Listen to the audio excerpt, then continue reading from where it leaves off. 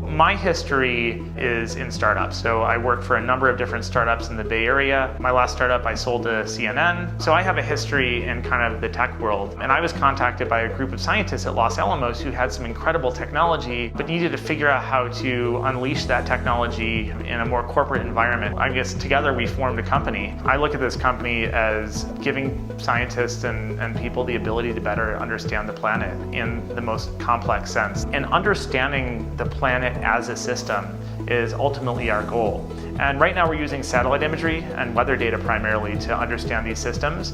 And we've focused a lot on agriculture, that is what's growing on the planet, to understand food supply.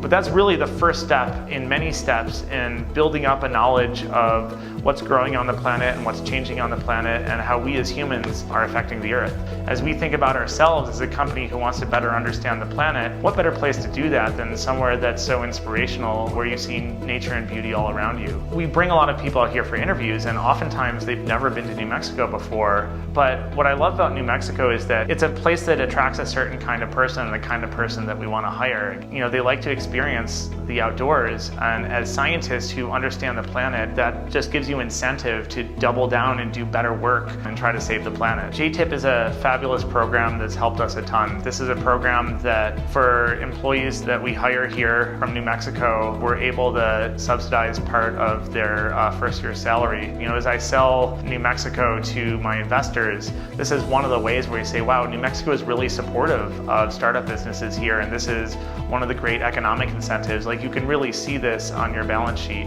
So the Catalyst Fund is a really exciting development, because one of the biggest challenges in starting a company early on is that first funding that comes in. Having a state-sponsored fund that can put money into startups but also partner with private investors, I think is going to be really powerful for the state.